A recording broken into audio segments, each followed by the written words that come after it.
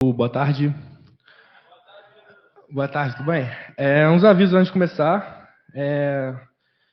Lembrando, peguem a presença ali fora. Vocês podem pegar brindes limitados. E quem está no online vai aparecer um token aí. Vai aparecer um token aí no online, vocês pegam e jogam no site que vai contar como presença. Lembrando que você não pode jogar esse token no chat. E no final dessa palestra vai ter um quiz aí com um prêmio. Qual o prêmio eu não sei. Bom, agora apresentando o Milton. O Milton Leal, ele representa a Poatec, uma das nossas apoiadoras aqui nesse evento. É cientista de dados, graduando em matemática aplicada computacional pelo IME, na USP. E hoje ele vai falar um pouco sobre o ChatGPT, Hype or Reality. Veremos hoje.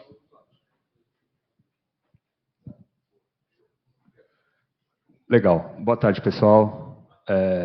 Prazer estar aqui. Não conhecia a Yashi ainda, minha primeira vez. Venho lá do campus Butantã, do IME-USP. Rapidamente aqui um pouquinho sobre mim. Eu comecei a trabalhar com 16 anos como jornalista e fiquei nessa profissão durante 15 anos, até um dia eu decidi estudar matemática aplicada computacional. Motivos a gente deixa para outra hora, mas aqui estou. Assim como vocês, sou estudante também, estou no último semestre, terminando, escrevendo o TCC, última matéria, então daquele jeito. Hoje aqui eu fiz esse título, depois eu fiquei pensando, achei bem clickbait, na verdade, porque a minha ideia aqui não é de maneira nenhuma tentar responder isso, acho que isso é uma pergunta que a gente só vai conseguir responder daqui a uns bons anos, mas eu quero compartilhar um pouquinho com vocês aqui hoje, um pouco da experiência que eu tenho tendo, onde eu estou trabalhando hoje, que é a Potec, o Willow Tree. Daqui a pouco eu conto um pouco mais sobre a empresa para vocês, mas basicamente contar um pouco da experiência que a gente tem tido com os projetos que envolvem modelos de linguagem. Acho que o ChatGPT foi lançado dia 30 de novembro de 2022, então não faz nem 9 meses. Mas apesar disso, eu já participei de 5 projetos diferentes envolvendo, em alguma medida, os modelos, e eu acho que é isso que eu vou tentar trazer aqui para vocês hoje. Antes de eu começar aqui, só para eu entender um pouquinho, assim, quem já usou o ChatGPT, assim, entrou no navegador e usou? Tá. Quem já usou o modelo GPT-4, ou seja, tem que pagar. Tá, umas 3, 4 pessoas. Alguém já fez alguma chamada para a API da OpenAI? Uma pessoa. Legal, bacana. Tá, então, agenda aqui. O slide de agenda, geralmente, eu acho muito chato, então eu resolvi trazer uma outra coisa aqui. Primeiro, vamos olhar a figura, para entender um pouco aí se é hype ou reality, o que está acontecendo. Isso aqui é um Google Trends que eu fiz ontem à noite. Ali em cima, ChatGPT em azul. A gente vê aqui que começa as buscas no Google quando ele é lançado, mais ou menos em novembro de 22. Pix em vermelho, que acho que é um termo aí que o pessoal busca bastante no Google, talvez. Bitcoin, um termo que vem há bastante tempo. Isso aqui na escala de tempo aqui tem 5 anos, não está dando para ler, mas são 5 anos aqui. E o outro termo que eu coloquei aqui é bet, tá? Das apostas esportivas e tal. E a gente vê que, por exemplo, o ChatGPT em azul aqui, hoje está mais ou menos assim, em termos de popularidade, algo em torno de tipo Bitcoin, Pix, mas muito abaixo ainda do que seria o Bet, né? Então, assim, se é hype, ainda tem muito mais hype para acontecer. Mas, enfim. Rapidamente a agenda aqui, falar um pouquinho sobre a empresa, vou falar um pouco de forma geral sobre o que seriam os Large Language Models, vou falar sobre os modelos open source, um pouquinho sobre engenharia de prompt, aplicações e um pouquinho do paradigma de agentes e tools, tá? Pedir desculpa aí de antemão que essa apresentação está meio em inglês, meio em português, assim, foi um mashup que eu fiz, mas vamos lá. Então, um pouquinho sobre a Poatec e o Willow Tree, só contextualizando, a Poatec é uma empresa que foi fundada no Brasil, em Porto Alegre, em 2015, hoje a gente está em São Paulo também, mas ela foi adquirida há quase 2 anos por uma empresa dos Estados Unidos. Então, hoje, a maior parte das pessoas que trabalham na empresa, o nome é Willow Tree. Desses 1.000 aqui, cerca de 800 são americanos e 200 estão aqui no Brasil.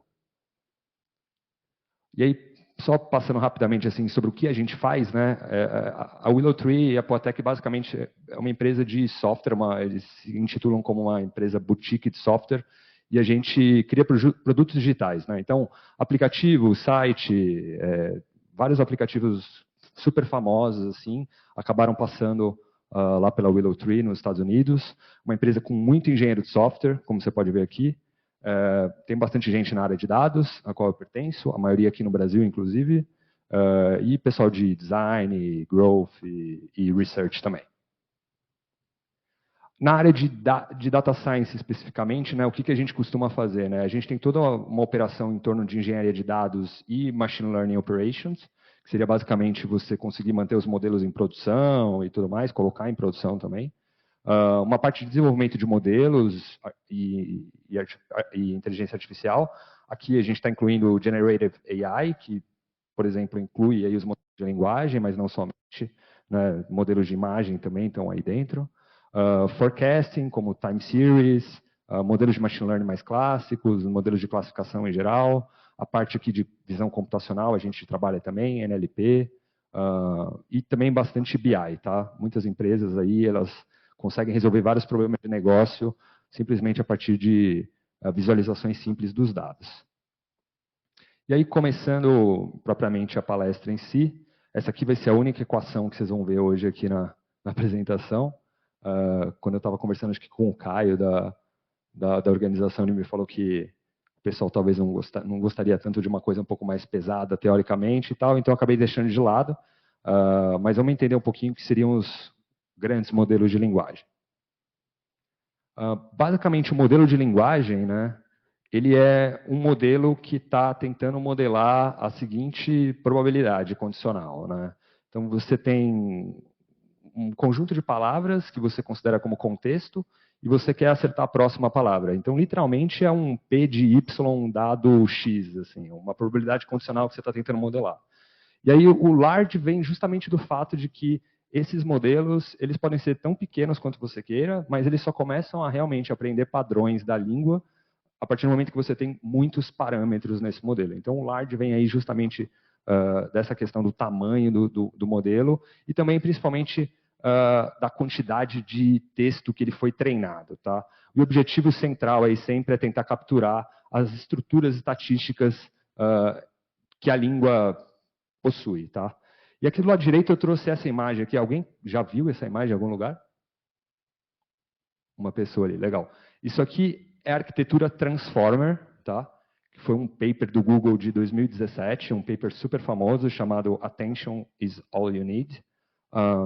E basicamente esse lado direito aqui, que é o decoder, e esse lado esquerdo aqui, que é o encoder, eles constituem uma arquitetura básica de vários modelos de linguagem, tá? O GPT, a família de GPTs, eles só utilizam esse lado direito aqui, só o decoder, tá? Basicamente, ele está sempre tentando prever a próxima palavra, então ele não precisa dessa outra parte aqui, que é o encoder. Se você tivesse num modelo de tradução, por exemplo, você precisaria das duas partes, né? Você entra com português aqui e aqui vai sair o inglês, por exemplo, né? Mas o GPT, ele só trabalha com esse daqui, e exatamente esse modelo aqui, o Transformer, é o tema do meu trabalho de conclusão de curso. Então, eu estou, no momento, estudando bastante esse modelo aqui, cada componente, etc. Daria para fazer uma palestra aqui fácil, 2 horas só sobre isso daqui. E aqui, só para vocês terem um pouquinho de noção do desenvolvimento dos modelos de linguagem, porque isso não é uma coisa que surgiu agora, tá? Então, em 2018 aqui, você já tem uma série de modelos acontecendo, e cada ramo aqui dessa árvore é um tipo diferente de modelo. Então, aqui na direita seriam só os modelos do tipo decoder, que seriam tipo os GPTs e coisas parecidas. Aqui você vai ter só encoder, e aqui você vai ter o encoder-decoder, tá?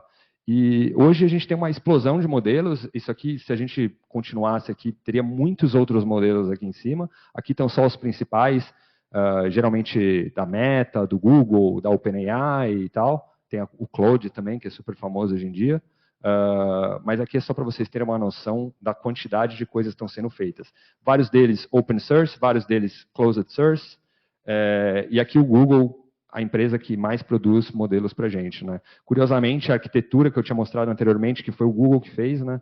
Quem está se aproveitando mais dela hoje em dia é a própria OpenAI, que hoje está liderando aí essa corrida dos grandes modelos de linguagem, mas não se sabe até quando, né?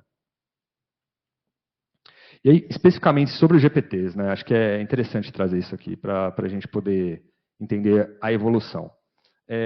Em 2018, lançaram ali o GPT-1, tá? Que era um modelo pequeno, cerca de 15 milhões de parâmetros. Só para vocês terem uma noção, 15 milhões de parâmetros é um modelo que eu consigo treinar hoje em dia numa CPU. Assim. Então, você conseguiria fazer em casa um GPT do zero.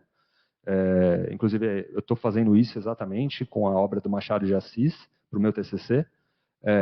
Então, você consegue treinar um modelo assim pequeno, numa CPU, e esse foi o GPT-1, muito baseado na arquitetura do Transformer.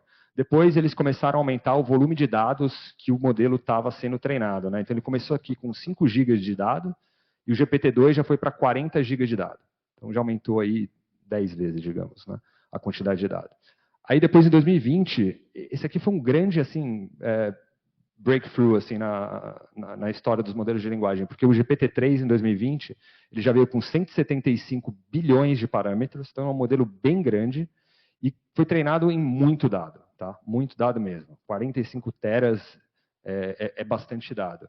E ele já começou a dar resultados assim muito impressionantes, tanto que na época, quando ele foi lançado, assim, foi um frenzy, assim, foi realmente interessante. E depois, em 2023, chegou o GPT-4. Né? Na verdade, aqui no meio a gente tem o GPT-3,5, que é o ChatGPT. Né? Se você entrar lá, o modelo que você está usando de graça lá é o 3,5. Tem algumas particularidades que daqui a pouco a gente explora.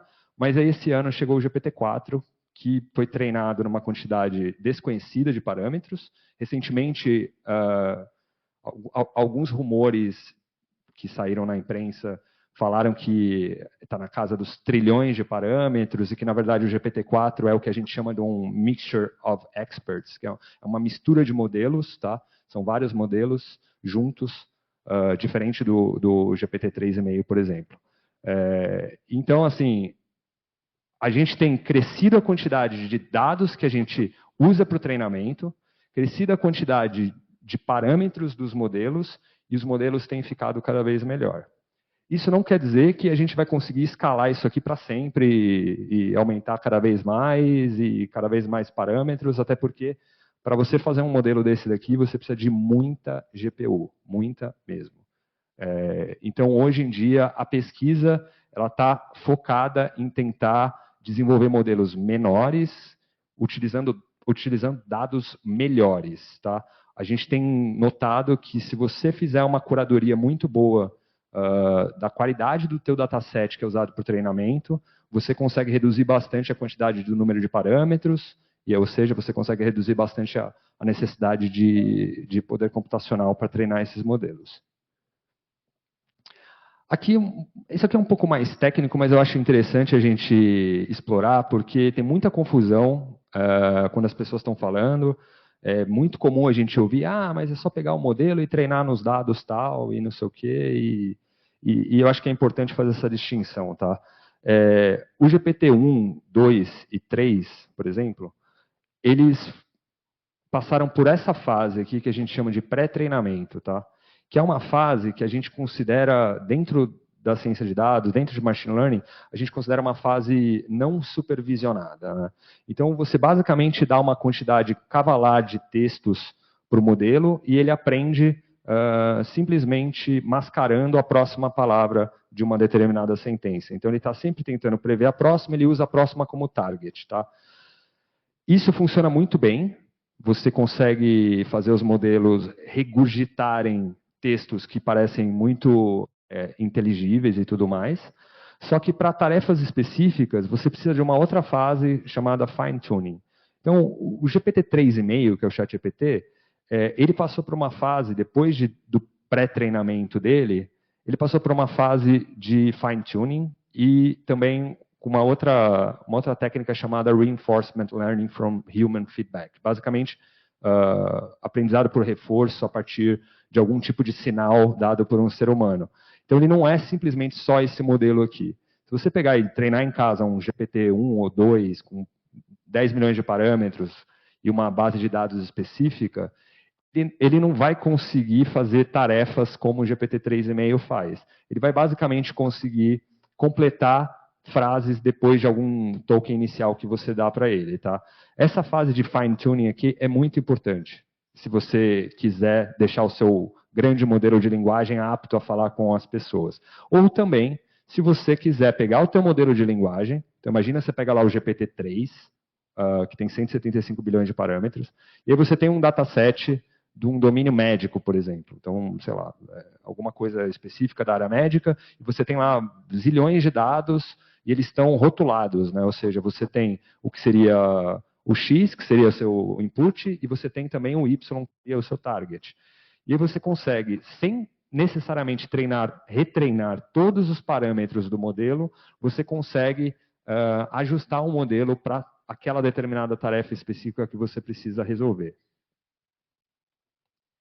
E aí agora falando um pouquinho sobre os modelos open source, que estão super famosos hoje em dia e tem muita coisa sendo desenvolvida, e eu acho que vocês como estudantes assim deveriam super ter interesse nesse tipo de coisa, porque são coisas que vocês conseguem até rodar em CPU e tudo mais, e é de graça, né? Então, bom, aqui uma historinha básica, não sei se vocês têm acompanhado muito, mas basicamente esses modelos open source eles estão surgindo com nomes de animais, tá?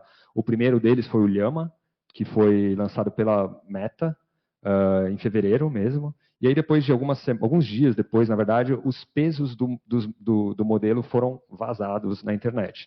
E isso acabou gerando uma revolução, porque uma vez que os pesos estavam lá disponíveis, as pessoas começaram a usar esses pesos para começar a fazer fine-tuning desse Llama aqui. E aí começaram a surgir vários outros camelídeos, né? Vicuna, Alpaca e por aí vai. Hoje tem centenas de modelos treinados a partir dos pesos do Llama, tá?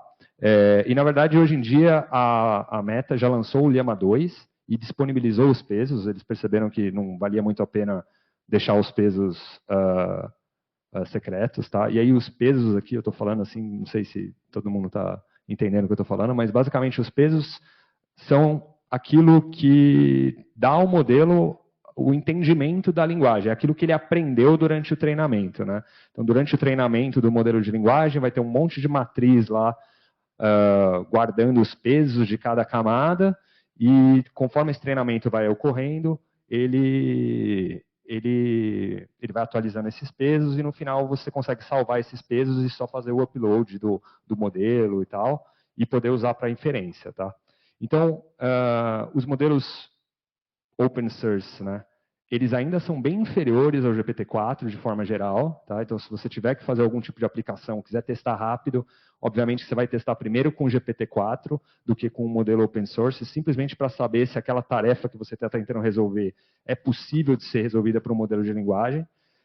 Mas, recentemente, a gente já viu alguns casos de modelos que foram fine-tuned no Llama 2, baterem o GPT-4 em tarefas específicas. Então, você tinha um dataset muito específico de uma área, treinou um Llama 2 naquele dataset específico e ele conseguiu resultados melhores que o GPT-4. Então, é uma área assim, muito bacana, depende basicamente do dado que você tem, mas são coisas que vocês conseguem fazer ou com CPU, não necessariamente um Llama 2 grande, mas um Llama 2 pequeno, você consegue usar a CPU, ou uma GPU num Google Colab, alguma coisa assim, vocês já conseguem começar a brincar com eles.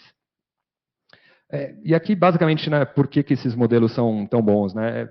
Essa primeira razão aqui é importantíssima, é de graça, para você fazer inferência. Se você fizer uma chamada para a API hoje da OpenAI, um GPT-4, vamos lá, 750 palavras de entrada com 750 palavras de saída, isso daí vai dar 10 centavos de dólar, isso dá 50 centavos de real, para uma chamada da API. Então, assim, dependendo do que você está fazendo, o custo é proibitivo. Então, ter um modelo que é de graça pode ser bastante legal. E aí tem essa outra questão aqui, que é uma coisa, de certo ponto, até complicada, assim, porque a gente vai ver como a humanidade vai lidar com isso. Hoje, você já consegue rodar no seu CPU modelos de linguagem que não tiveram nenhum tipo de camada de moderação. São totalmente não censurados. Então, se você pedir uma receita de uma bomba caseira, ele vai te dar.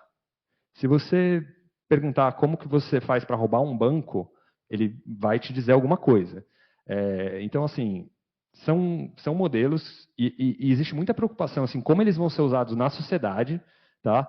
E isso é uma questão super em aberto, assim, está super em discussão, toda essa parte de responsabilidade com relação à inteligência artificial. Mas, enfim, eles estão aí, já dá para usar, eu já usei.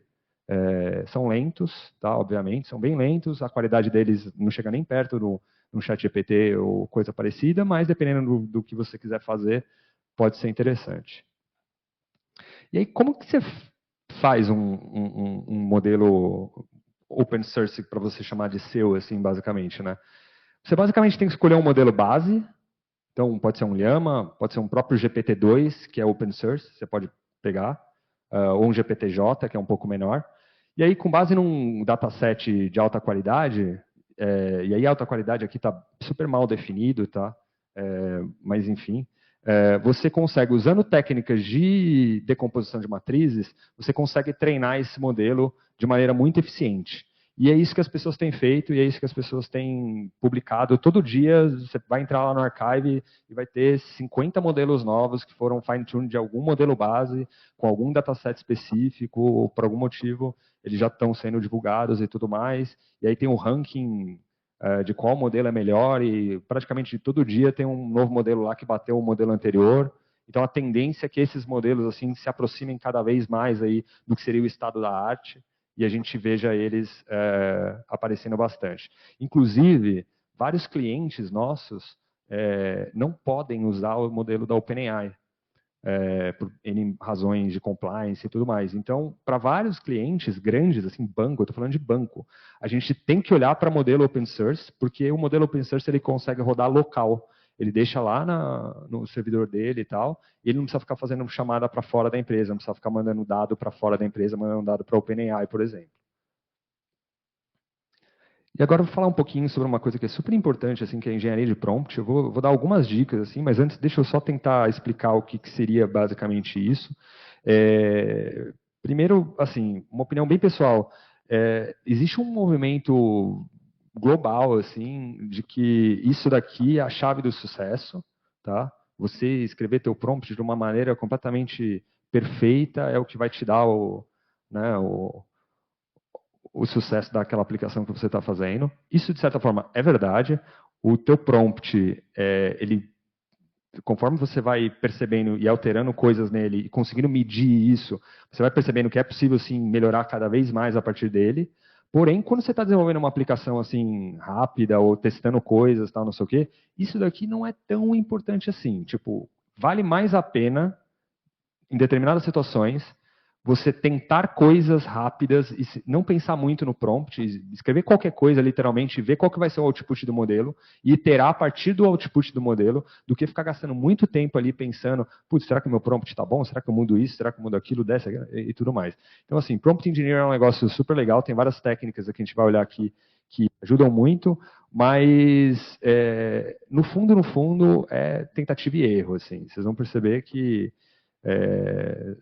você vai adicionar uma palavra a mais e vai começar tudo a dar certo, e essa palavra a mais você só vai descobrir tentando. Então, o prompt, basicamente, ele é uma forma de fine-tuning, né? Você imagina que o modelo está treinado lá, e a partir daquilo que você diz para ele no prompt, você meio que guiou o modelo para uma determinada região, assim, desse espaço vetorial maluco que ele vive, você acaba guiando ele para olhar para uma determinada área, assim. Então, é a partir do prompt que você vai pedir para ele resumir, fazer algum tipo de referência sobre algum dado, por exemplo, transformar texto, extrair texto, expandir, ou simplesmente conversar com o modelo. Aqui tá bem ruim de ler, acho, não sei se a gente vai conseguir aproveitar muito bem isso, mas eu vou dar, tipo, acho que são 4 ou 5 dicas assim que funcionam bem para prompt, tá? O primeiro dele é usar delimitadores, tá? Então aqui, essa parte aqui, seria um contexto, tá? Não precisa nem ler isso daqui. Aqui está o prompt em si, tá? E vocês podem ver que, tipo, a gente diz aqui, não deve estar dando para ler, mas sumarize o texto delimitado por 3 backticks. E aí você passa o texto que você quer sumarizar entre os backticks. Quanto mais você conseguir delimitar as coisas no seu prompt, melhor para o modelo. Ele vai entender melhor o que é cada coisa e como agir. Tá? Outra coisa que, assim, isso aqui não é nem prompt engineering, mas acho que é bacana trazer. O GPT, em geral, ele é muito bom para te devolver um output de forma estruturada. Então, aqui, no caso, a gente está pedindo para ele gerar uma lista de 3 títulos de livros com autor e gênero, tá? E escrever isso num formato JSON. Então, muitas vezes, quando vocês estiverem tentando desenvolver alguma aplicação, vale mais a pena, ao invés de pedir para ele te dar um output em texto corrido, pedir para ele já trazer isso de forma estruturada para você ir lá depois e parsear isso e já levar para o Python ou para alguma outra linguagem e continuar a trabalhar com aquele output. Tá? Few short examples. Alguém já ouviu falar disso? Não, legal. Isso aqui é muito interessante. Bom, basicamente é o seguinte, como eu disse, o prompt ele é uma forma de guiar o modelo, né? Então, se no prompt você conseguir passar para o modelo exemplos daquilo que ele precisa fazer, ele vai fazer muito bem. Então, aqui, por exemplo, a gente está pedindo para ele, a tarefa dele é responder de acordo com o estilo que a gente está passando no exemplo. Então, aqui tem uma criança falando, ensine-me sobre paciência, e aqui tem o avô dela falando alguma coisa, alguma analogia sobre paciência e tudo mais. E aí aqui embaixo você pede, novamente, né? Então a criança falando, né? Me ensine sobre resiliência. E aí vem um output aqui. O que a gente fez aqui em cima foi dar um exemplo para o modelo, tá? Esse aqui é um one-shot example, na verdade, não é um few shot. Few shot teria mais de um aqui. Tá? E se você não der nenhum exemplo, é o que a gente chama de zero shot. Tá? Mas isso aqui é muito legal, assim, muito, funciona muito. Então, dependendo do que você está fazendo, vale muito a pena incluir exemplos no prompt, porque o teu modelo vai aprender assim, imediatamente o que ele precisa fazer. E essa outra técnica aqui também é fantástica, eu gosto demais, chama Chain of Thought, que é a cadeia de pensamento, a gente pode dizer assim, né? Então, aqui, ó, a gente tem um prompt que seria padrão, tá? E a pergunta que a gente está fazendo é uma pergunta tipo matemática, tá? Então, o Roger tem 5 bolas de tênis. Ele compra 2 pacotes a mais, tá? E em cada pacote tem 3 bolas de tênis. Então, quantas bolas de tênis ele tem no total? E aí aqui você está dando que a resposta é 11. E aqui você faz uma outra pergunta parecida, e aí você pede a resposta para o modelo. E ele erra. Tá? O GPT é muito ruim com matemática, e isso é o que a gente realmente espera dele. Só que se a gente fizer a mesma estratégia agora, então você passa a mesma questão ali como exemplo para ele, tá? A historinha com as bolas de tênis. Só que aqui na resposta, ao invés de você dar a resposta direto para ele, você ensina ele a fazer a conta, digamos assim. Você ensina, olha, o Roger começou com 5 bolas. 2 pacotes de 3 bolas, cada um são 6 bolas. 5 mais 6 dá 11. E aí, quando você passa a mesma pergunta aqui, o que ele faz? Ele faz a cadeia de pensamento. Então, na cafeteria tinha 23 maçãs, e aí ele consegue obter a resposta correta a partir dessa instrução que você deu aqui para ele. Você ensinou o modelo a como pensar naquele tipo de problema. Então, isso aqui também funciona demais, tá? Tem uma outra coisa que eu acho que eu não trouxe aqui, deixa eu até ver, não trouxe. Tem uma outra coisa assim que descobriram também, e de novo, isso aqui é tudo assim, tentativa ou erro, as pessoas vão descobrindo e aí faz paper, publica e o pessoal sai usando. Tem uma outra coisa que é muito legal, que chama vamos pensar passo a passo, que é algo parecido com isso daqui, só que aí você não passa como resolver o problema para o modelo. Ao invés de você passar isso daqui, você poderia passar direto a pergunta para ele, só essa daqui, por exemplo, e aí aqui adicionar aqui, let's think step by step, vamos pensar passo a passo. O modelo, ele vai entender que ele precisa quebrar aquela tarefa em várias tarefas menores e pensar passo a passo, e ele vai fazer algo parecido com isso daqui e vai te dar a resposta correta. Isso funciona não só para problemas matemáticos, assim, funciona para várias outras coisas. Então, por exemplo, às vezes eu tenho usado muito assim, o ChatGPT para ajudar com código mesmo, né? Ele é excelente para isso, então a gente tem que usar. Mas muitas vezes, às vezes, você está começando um projeto, então você está ainda na parte de. Você está pensando em arquitetura, alguma coisa assim. E aí, adicionar o vamos pensar passo a passo, né? Então você está conversando com o modelo ali sobre a tua aplicação, você está falando, ah, estou pensando em fazer isso, aquilo, tal, me ajude, tá, vamos pensar passo a passo. Cara, é impressionante, ele começa a dar um breakdown assim das coisas que você precisa fazer assim que chega a espantar. Então, fica a dica aí de algumas coisas sobre prompt engineering. E inclusive isso é uma carreira assim hoje em dia, né? Nos Estados Unidos, principalmente assim, tem várias vagas surgindo de prompt engineer. E é uma área meio esquisita assim, porque no fundo você só está trabalhando com linguagem assim, né? Então, o pessoal está meio sem saber assim para quem que eles mandam para esse tipo de vaga, tá? Mas é uma coisa bem bacana, assim, o pessoal tem se especializado nisso. Legal. Vamos falar um pouquinho agora sobre algumas das aplicações aí que eu trabalhei nos últimos tempos e que a Poatec e a Willow Tree também trabalharam.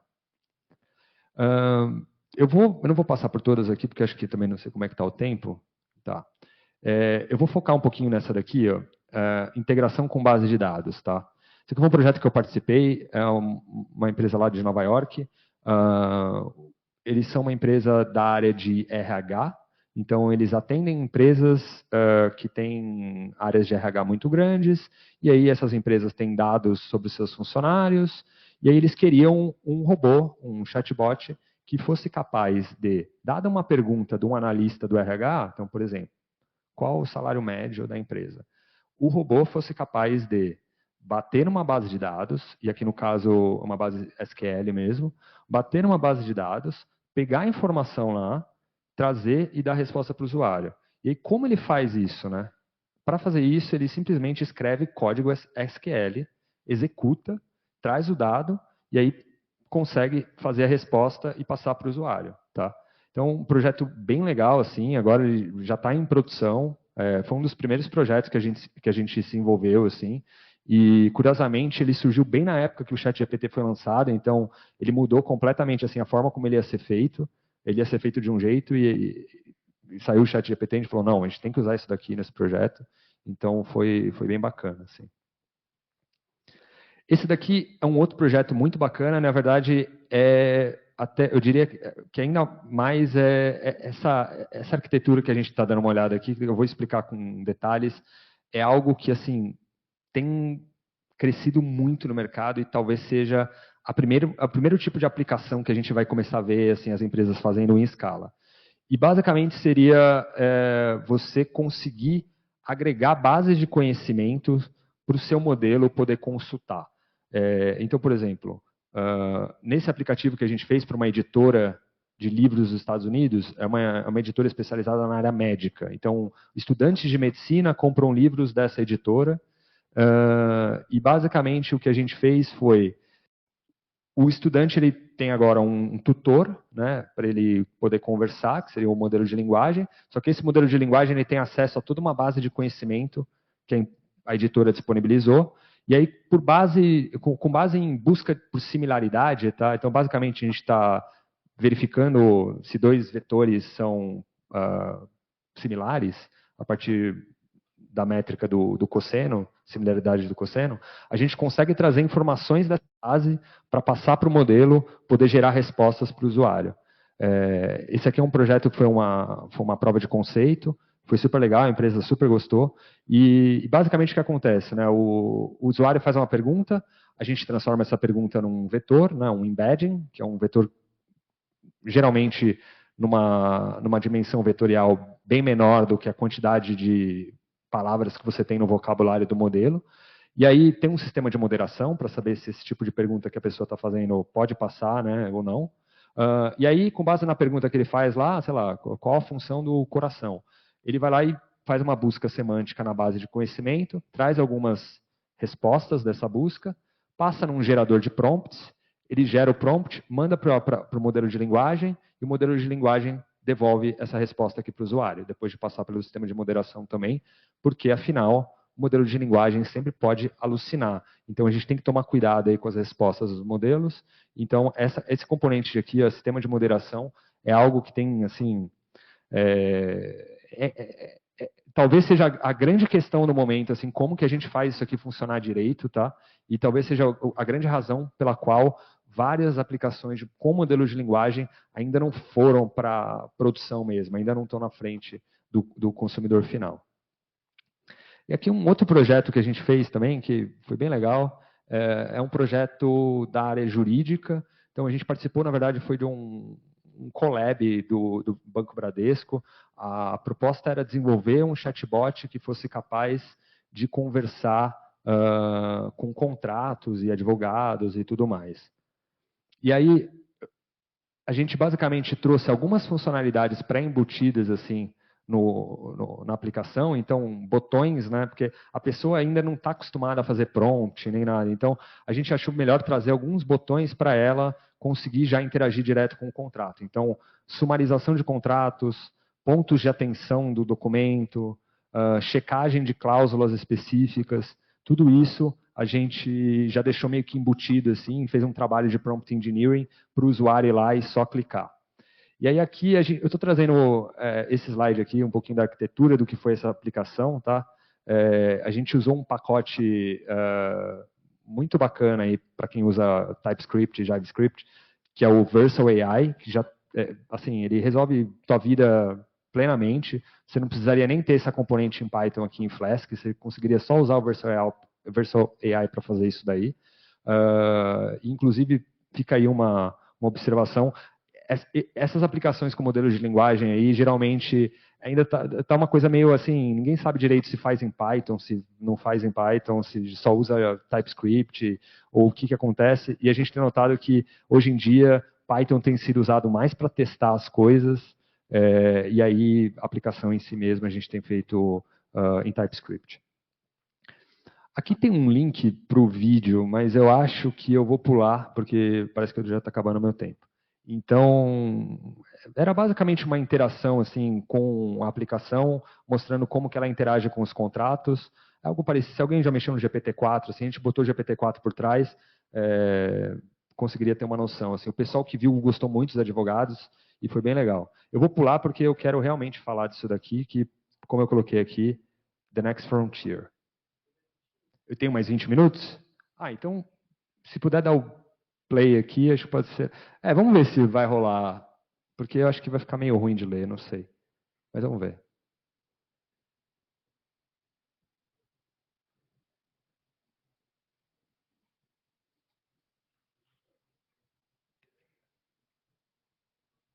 Show. Então a gente está entrando aí, né? Isso aí a gente fez em 8 dias, tá, pessoal? É bem simples, assim, é uma prova de conceito mesmo. Isso aqui seria uma parte de login, assim, a pessoa vai ter os contratos delas aqui. Ela vai fazer o upload aqui do contrato. Deve estar bem ruim de ler, né? A gente não precisa, talvez, ver tudo, mas aí a pessoa fez o upload e ela vai clicar no contrato e vai abrir essa tela aqui. Aqui é um contrato de prestação de serviços que a gente usou como exemplo, tá? Algumas funcionalidades de visualização. Aqui estão os botões que eu falei pré-definidos. Então, se você clicar nesse cara aqui, ó, ele vai sumarizar o contrato. Daqui a pouco no vídeo ele vai clicar. Aqui a ideia seria ter um botão de gerar novo contrato, porque a partir do momento que você começa a ter interações com o modelo aqui, e pedir para ele alterar coisas e tal, não sei o quê, você gostaria de ter a opção dele gerar um contrato com todas aquelas alterações que foram feitas, tá? Então aqui, basicamente perguntando, oi, como você pode me ajudar? E aí, por trás tem um GPT-4 falando que é especialista em análise de contratos jurídicos, eu posso te ajudar com diversas questões relacionadas a este contrato, e blá, blá, blá, blá, blá. E aí ele vai embora aqui. Então, daqui a pouco ele vai... Aqui eu estou perguntando quais são as partes interessadas no contrato, simplesmente para mostrar que ele é muito bom para fazer extração de texto, tá? E ele vai lá e consegue pegar quem são as partes do contrato e tudo mais. E por aí vai, assim, eu acho que não, acho que tem mais uns 4 minutos de vídeo, se você quiser tirar e voltar para a apresentação, acho que pode ser mais legal.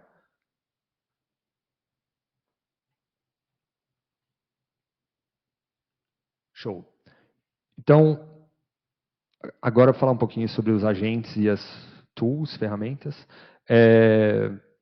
Alguém já mexeu com isso daqui? Não, ótimo. Tá.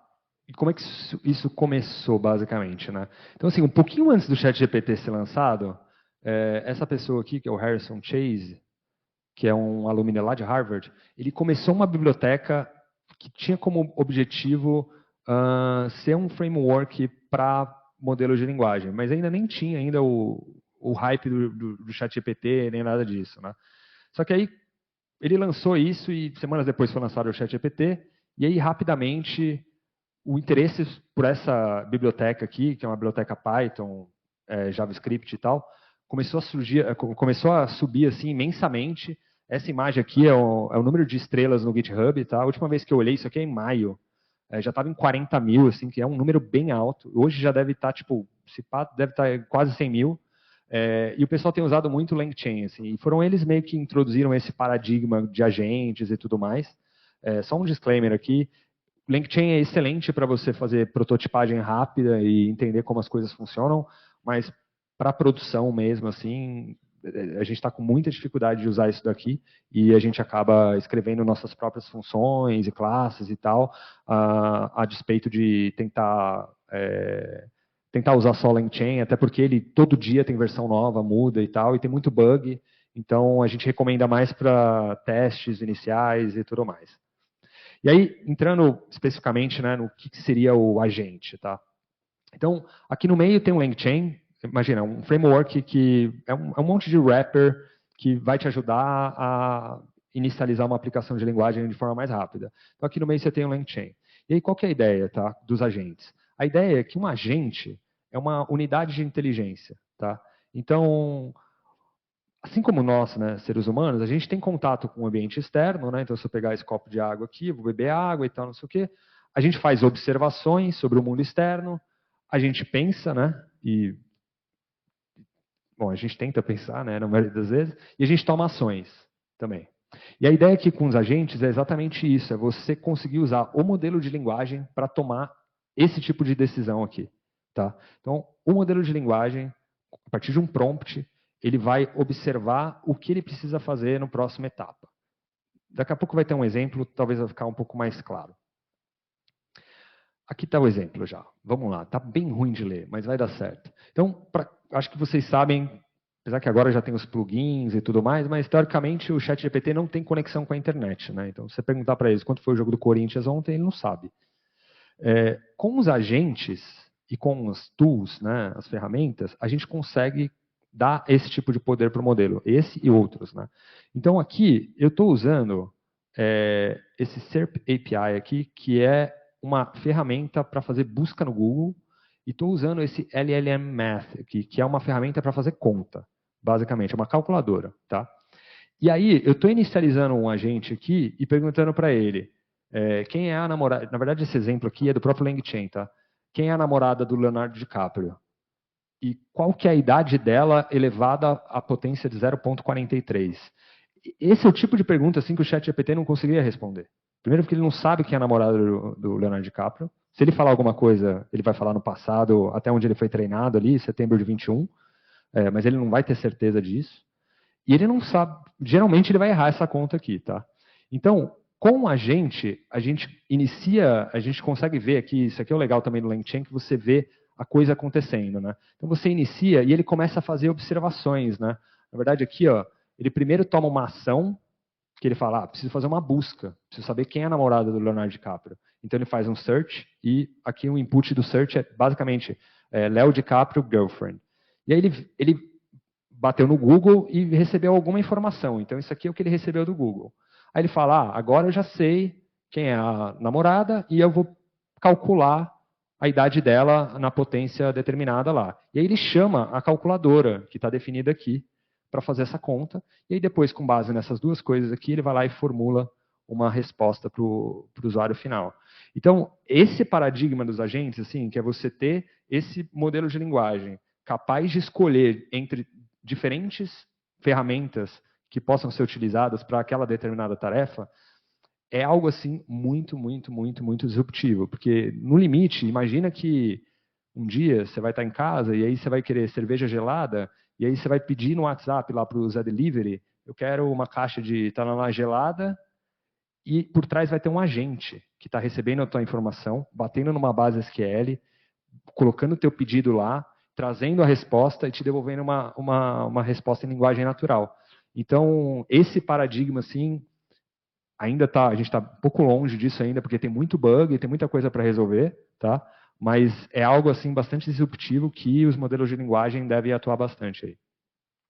Aqui é basicamente a mesma coisa, só que eu pedi para ele fazer várias coisas aqui, tá? Eu pedi para ele, eu perguntei qual que é a praia mais perto de São Paulo, como que vai estar o tempo lá agora, mostra a temperatura em Celsius e em Fahrenheit, e também me dá uma estimativa do tempo de direção até lá.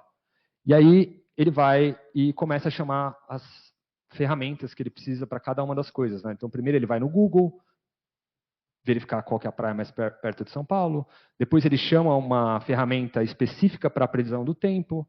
Depois ele observa como que está lá o tempo. Na verdade, aqui ele está... Eu não estou conseguindo ler mesmo. Mas, basicamente, ele vai chamar ferramentas específicas para cada uma dessas ações e depois ele vai formular a resposta para a pessoa aqui no final. Tá? E, de novo, isso daqui é o tipo de coisa assim, que você faz, tira foto e daqui a pouco não está mais funcionando. Por N motivos, assim. Por isso que é uma coisa assim, tipo, next frontier ainda. A gente ainda está entendendo como fazer essas coisas funcionarem direito, tá? Vários poréns aqui. E esse aqui também é um outro exemplo que acho que eu já comentei um pouco, mas é basicamente você consultar base SQL para trazer informação. Então, aqui primeiro ele listou quais são as tabelas da base SQL que você tem. Depois ele escreveu o código SQL que você precisava para responder a pergunta aqui, tá? E no final ele foi lá, trouxe a informação e escreveu a resposta aqui para o usuário final. Está bem ruim de ler, então peço desculpas aí. E aí, pessoal, acho que era isso basicamente que eu queria trazer para a gente hoje aqui.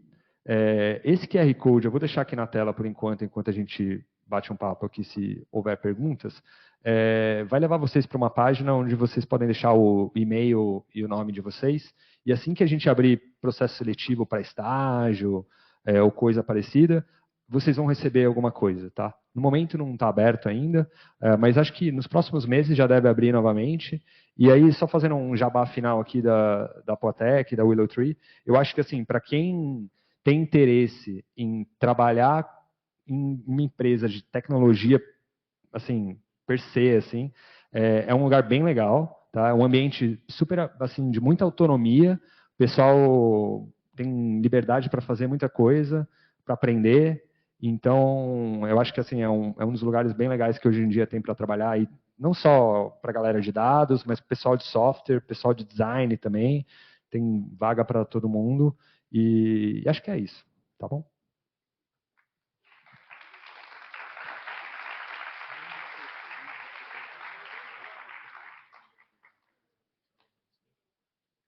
Acho que é novembro, vou colocar. Acho que eu coloquei 30 de novembro que ele foi lançado. Foi isso que eu escrevi no e-mail, não?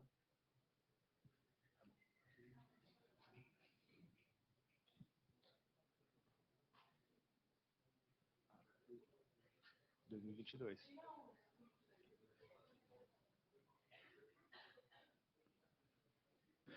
Bom, agora a gente vai abrir para as dúvidas. Tem alguém aqui que está com dúvida de alguma coisa? Quer perguntar alguma coisa? Alguém do online? Tem alguém do online? Tem alguém do online.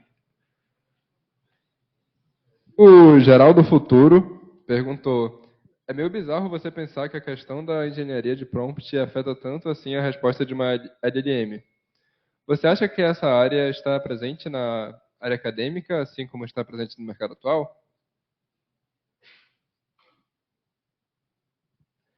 Sim, certamente, porque, cara, esse dado assim é impressionante, mas toda semana são publicados cerca de 1.500 papers envolvendo LLMs. Hoje em dia, 1.500 toda semana. E você pode ter certeza assim, que metade vai ter alguma coisa relacionada a prompt engineer. Assim, é uma área da pesquisa assim, que está crescendo muito e basicamente é isso, né? O pessoal vai lá e testa uma coisa, encontra um termo específico e aí publica resultado com base naquilo, né? Fala, agora eu descobri que se você pedir para o modelo fazer assim, ele melhora em tarefa tal. Então, assim, é uma área que na academia está crescendo, tem muita gente fazendo coisa, e no mercado também, né? Show. Mais alguma dúvida, gente? Alguém tem no online? Não? Então, o quiz vai rodar agora? Ah, mais uma dúvida? Opa, Milton, você trouxe aí alguns modelos open source e outros, tipo o ChatGPT, de empresa privada, né, da OpenAI. Aí eu queria entender e se tem uma previsão de, tipo assim, os modelos open source meio que ter algum tão bom quanto o da OpenAI, por exemplo. Isso assim, não tem uma previsão, né? O pessoal está todo dia treinando o modelo aí. Então, assim, é uma questão de tempo, talvez, ou não. Pode ser que a gente sempre tenha um modelo privado muito melhor do que um open source, pode ser. Assim, o que a gente tem visto os modelos open source estão se aproximando cada vez mais da performance dos modelos privados. Isso é fato. Agora, se a gente vai chegar exatamente lá, fica em aberto ainda. A minha sensação é que a gente vai chegar porque tem muita gente fazendo isso e uma hora vão descobrir técnicas que reduzem a necessidade de processamento computacional e com isso melhoram o modelo e tudo mais. Mas hoje, dependendo da aplicação que você está fazendo, o modelo open source não vai resolver a tua vida ou ele vai resolver a tua vida, porque se a aplicação que você precisa ela é simples, digamos assim, extrair alguma coisa de algum lugar, cara, pode ser que o modelo open source já consiga resolver a tua vida tranquilamente, tá?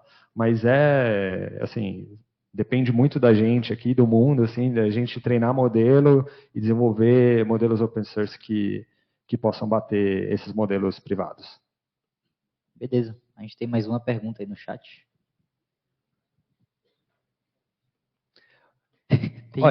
Tem pergunta pra caramba no chat, Lisandro falou aqui. Ele usou outra palavra, mas tem muita pergunta. O pessoal no presencial está tímido? O que está acontecendo aqui? Só não... Qual que eu já tinha aqui? Eu posso responder a que estava aqui ou o que eu faço? A anterior era se tinha vaga para Prompt Engineering, era isso? Qual que eu respondo? Essa? Tá, essa aqui eu não faço a menor ideia. Joga no chat GPT lá e vê a resposta.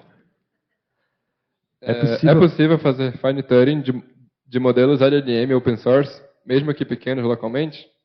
Demanda muito assim da máquina? É possível, tá?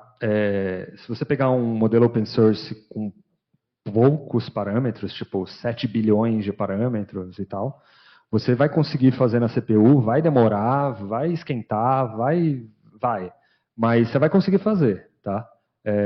Mas assim, o Google Colab tem algumas GPUs de graça lá também, então assim, dá para usar aquilo ali para brincar e tal, mas assim, tem gente fazendo, tá? Justamente usando técnicas que reduzem a necessidade de processamento computacional. São técnicas de redução de dimensionalidade das matrizes dos pesos de cada camada do modelo, tá? É um truque matemático que a gente faz para conseguir fazer isso. Tem mais uma pergunta no online, mas eu queria saber se tem mais alguma aqui no presencial.